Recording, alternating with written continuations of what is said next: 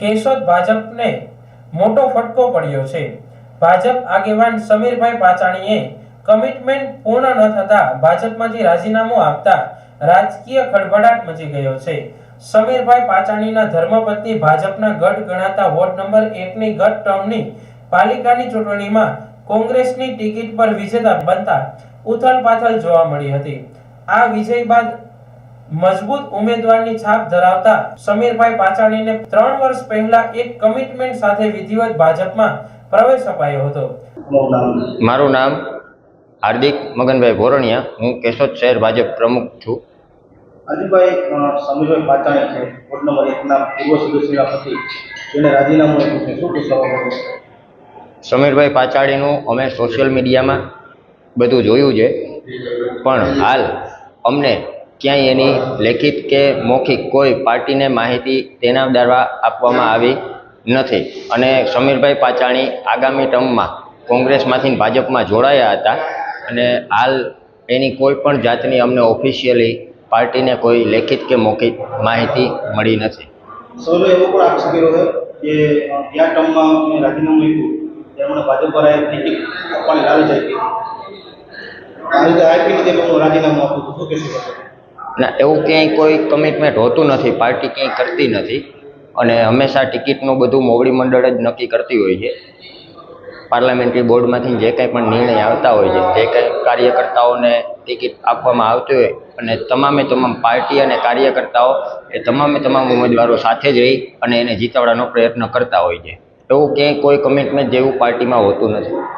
તાજેતરમાં પાલિકાની 2026ની ચૂંટણીમાં ટિકિટની વહેંચણીમાં અસંતોષ થતા દુઃખ સાથે તેમણે આપેલું કમિટમેન્ટ તૂટ્યું હોય ભાજપમાંથી રાજીનામું આપી દીધું છે।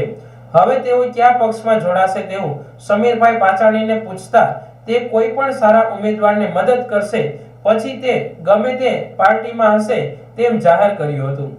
વોર્ડ નંબર 1 ના મજબૂત રાજકીય કાર્યકરે ભારતીય જનતા પાર્ટીમાંથી રાજીનામું આપતા શહેરમાં ચૂંટણી લડતા અન્ય પક્ષના કાર્યકરો ગેલમાં આવી જતા રાજકારણમાં ગરમાવો જોવા મળી રહ્યો છે।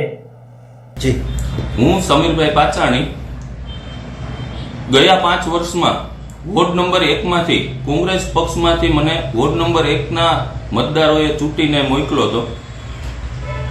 ગત 5 વર્ષની ટર્મમાં મેં એ પહેલા પણ વોર્ડ નંબર 1 માટે સારા એવા કામ કરી અને મેં મારી ફરજના ભાગરૂપે મને લોકોએ ચૂંટીને મોકલ્યો। ત્યારબાદ મને 3 વર્ષ અગાઉ પહેલા ભારતીય જનતા પાર્ટીના આગેવાનો દ્વારા કમિટમેન્ટ સાથે મને ભાજપમાં સામેલ કરેલો, ત્યારે મને મારી ટિકિટનું પણ કમિટમેન્ટ આપવામાં આવેલું હતું, પરંતુ ક્યાંક ને ક્યાંક ટિકિટ વહેંચણીમાં મને ગફલત અને મને અન્યાય કરવામાં આવ્યો। ત્યારબાદ મને જેમના દ્વારા કમિટમેન્ટ કરવામાં આવ્યું હતું એમને મને આજ સુધીમાં સંપર્ક પણ કરવામાં આવ્યો નથી। ત્યારે એક દુઃખની લાગણી સાથે આજે હું ભારતીય જનતા પાર્ટીના પ્રાથમિક અને સક્રિય સભ્ય પદેથી હું આજે મારું રાજીનામું આપું છું। સમીરભાઈ, અચાનક તમે નિર્ણય લીધો છે, શું ઘટના છે? અચાનક નિર્ણય લેવાનું કારણ એક જ કે સારા કેશોદ શહેરના તમામ વોર્ડમાં ટિકિટ વહેંચણીમાં ક્યાંક ને ક્યાંક બધા સારા કાર્યકરો માથે ઉપર અન્યાય કરવામાં આવ્યો છે। સારા કાર્યકરોની રાજકીય કારકિર્દીને પૂર્ણ કરી દેવાનું આ એક કાવતરું હોય એવું લાગે।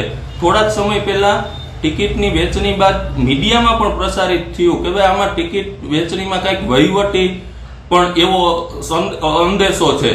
એટલે આ પ્રક્રિયાના ભાગરૂપે સારા કાર્યકરો જો રાજકારણમાં નહીં રહે તો રાજકારણનું સ્તર પણ કથળતું જાય અને સારા કાર્યકરોને હિસાબે આજે જનતા એમની કામગીરી એમને સોંપતી હોય છે।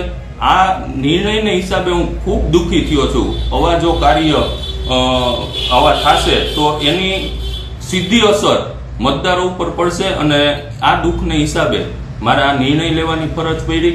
ક્યાંક ને ક્યાંક સમાજના લોકો આ વાત નહીં સમજે, મારા જેવા સજ્જન અને બીજા સારા માણસોને જો આવો અન્યાય થાય તો આનું પરિણામ પણ ખરાબ આવે।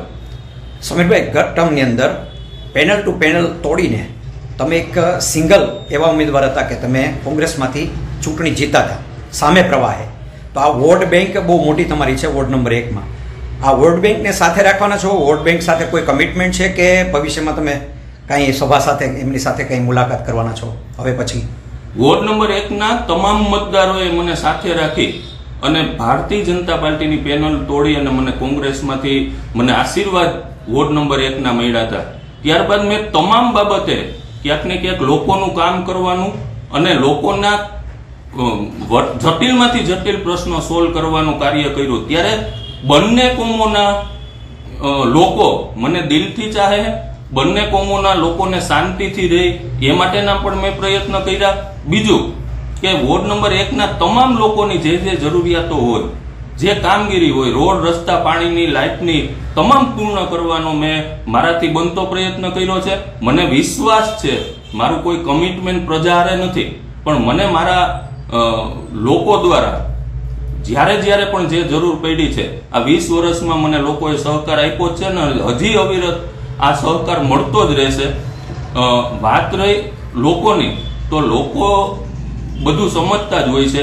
હું એક કમિટમેન્ટ જનતાને આપું છું કે જ્યાં સારો ઉમેદવાર હશે, હું રાજકારણમાં અત્યારે હાલમાં ક્યાંય કોઈ પક્ષમાં જોડાવાનો નથી, પરંતુ જ્યાં મારું સારો ઉમેદવાર હશે, ગમે એ પાર્ટીનો હોય, તો એ સારા ઉમેદવારને હું ટેકો આપીશ અને એને ચૂંટાવવા માટેના સંપૂર્ણ પ્રયત્ન કરીશ. મારી વોટ બેંક જે છે એ મને સ્વીકારશે અને હું કહીશ ત્યાં મત આપે તો રિઝલ્ટ પણ મળશે અને આવનારા દિવસોમાં એક સારું ભ્રષ્ટાચાર મુક્ત કેશોદ બનાવીએ એ માટેના હું અભિગમમાં મને લોકો સહકાર આપશે. તમને જે રાજકીય આગેવાને કમિટમેન્ટ આપ્યું છે એ રાજકીય આગેવાનનું નામ લેશો? નહીં, નામમાં પાર્ટીએ મને એક સારું વ્યક્તિત્વ જોઈને ભારતીય જનતા પાર્ટીએ મને સ્વીકાર્યો હતો, પરંતુ ક્યાંક ને ક્યાંક હું એનાથી નારાજ એટલા માટે ન હોઈ શકું, પણ મને દુઃખ એ વાતનું છે કે અવળું સારું વ્યક્તિત્વ જો પાર્ટીમાં હોય અને છતાં એક ફોન કરીને મને એવું પણ કહેવામાં આવ્યું હોત કે ભાઈ અહીંયા ટિકિટનો સમાવેશ નથી થતો, અન્ય જગ્યાએ કરીએ, અથવા તો કોઈ પણ જાતનું વાત કરી અને મને દિલાસો આપ્યો હોત, તો આજ ખરેખર આ દુઃખદ ઘટના ન બનત.